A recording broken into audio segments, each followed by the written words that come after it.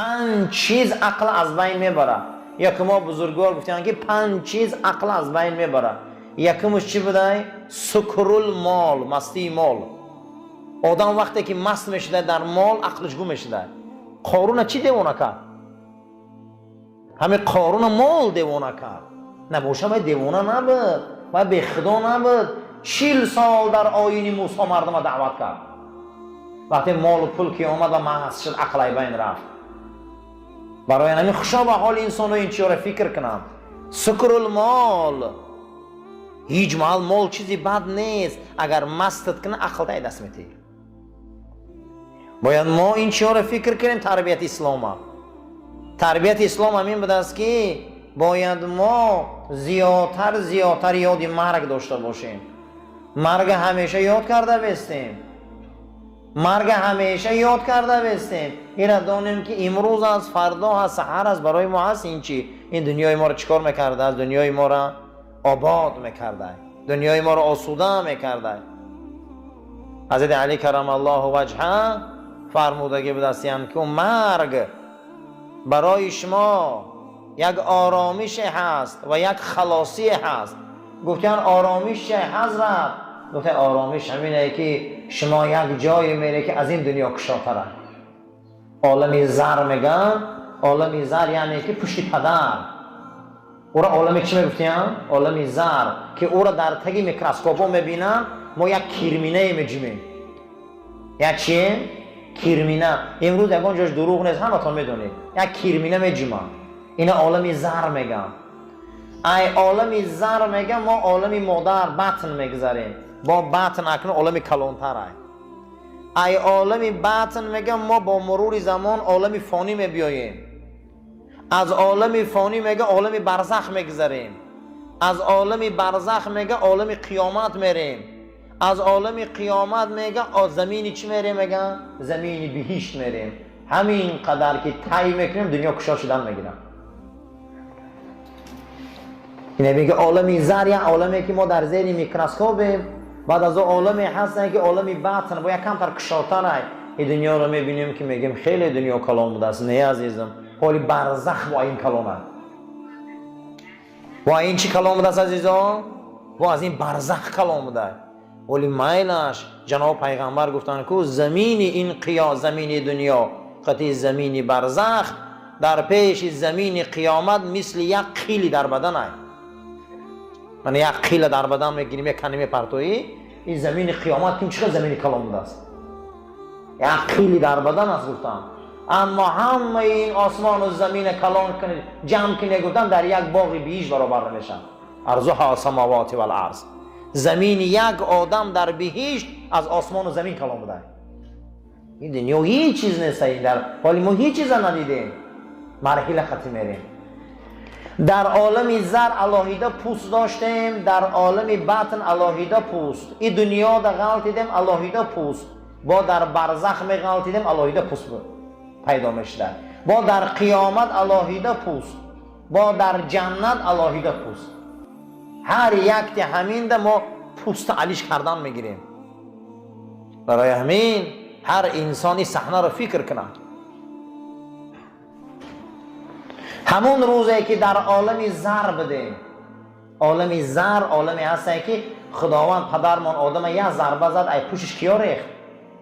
هممون ریخت. ما ایران میگفتن که عالم میثاق. عالم چی میگفتن میرن؟ میثاق. ما را سوال میتیان که ای کدام وقت مسلمانی؟ میگن ای روزی میثاق. از روزی که خداوند حضرت آدم ضرب کرده بوده ای پوشش ما ریخته بودیم. همونجا در گفته بوده است که الستو بربکم، من خداتون هستم. انا اینجا ما مسلمان بودیم. اینا میگن عالمی چی؟ عالمی میثاق. عالمی زرد آمدیم قرار نگرفتیم در پشت پدرها. با واسطه شهوت بطن مادر گذشتیم. همین بطن مادر هم قرار نگرفتیم. ما هر روز دست پا میزدیم که بیرون برویم. بیرون برآمدیم در این دنیا غلطیدیم با ما قرار نگرفتیم. بعد برای ما خدا گفت که لقد من الله اذ بعث فیکم رسولا من انفسکم. ای بیا گو ای جنسشان اک رسول آورتیم که اینا باب قرار نمیشین. همتون نظم میدونین که وقتی حضور نبی کریم صلی الله علیه و سلم صحابه با نام مکتوم آمد، حضرت توجهش نکردن. مکتوم عبدالله ابن مکتوم کی بود؟ یک شخصیت از صحابه بود که چشمشون کم خیره میدید، کور بود. وقتی حضور نبی کریم آمدن صلی الله علیه و سلم، حضرت اهمیتش ندادن. خداوند سوره عبسه را نازل کرد. اعوذ بالله من الشیطان الرجیم، بسم الله الرحمن الرحیم. ان جاءه الاعمی، تو ترش رویی میکنی، روت میگردانی وقتی که یک مرد نابینا پیشت میبیاد. خداوند پیغمبرش چیکار کرد؟ آگاه کرد که در پیش مردم ترش رویی نکنی، در شیوه خود نمیشوید، نمیزیبا. عبسه و تولا سبب نزولش همین شد که امروز ما یکی از بد اخلاقی ما همین ترش رویی مونن. قواق میگیم یا به اهمیتی میگیم یا به توجهی میگیم یا او یگون چی میپرسه اهمیتش نمیتیم. یک اندک اخلاق ولی کم ترکین که از این زیاد به تربیتی ها در وجود ما هست که همین سبب میشوه و رسول اکرم در آیه مبارکه نازل میشوه. پیامبر الگوی زندگی مونه، دین مونه، آیین مونه، ما از رسول الله میگیریم. باید اخلاق ما رنگ اخلاق جناب پیغمبر شوه. کوشش کنیم. حضرت امام ابو حنیفه را پرسیده هستن که چیکار کنیم گناه بس کنیم؟ حضرت گفته که سنگ میده را بعد دور میپرتو یا سنگ کلونه. گفته سنگ میده را گفته گناه را میده بس کنی. سنگ کلونه میپرتوی با مدت پیش میغلطه. بسیار پرتوفتن نمیتونیشه. اما همین گناه میده همین قمیقه پرتوفتن گیری دور غلطیدن میگیره. معلومه که گناه را آدم در عادت میشوه. یک بار پرتوفتنش خینده. میده ای همون برآمده میری. همین تربیه اسلام های. اسلام برای همین ما و شما را تربیت میکنه. ما درباره این آمده بودیم تربیه اسلام که در همین دنیا چیکار کنیم که دنیای ما دنیای خوب شود. در همین مسئله بحث کردیم. خیلی بحثای بلند برداشتیم و آمدیم یکی از بزرگان در کتابش نوشته است که یکی از ثروتمندترین مرد مصر قطیوا خوردم، بعد از چیشتن خوراک ماندن، پیش از همین خوراک خوردن در پیش من 7 کلچه دارو خورد. 7 دانه تابلتکه خورد.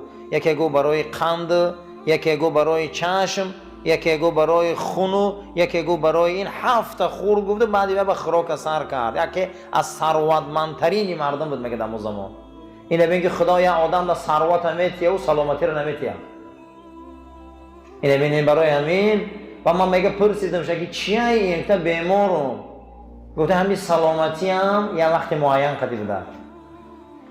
کسی گفت بحث من در او گذشته جمعه همین بود که کسی که همه چیز دنیا را وقت معین قدی وقتینچه دانه گذرانده دانه دنیاش دنیای آباده.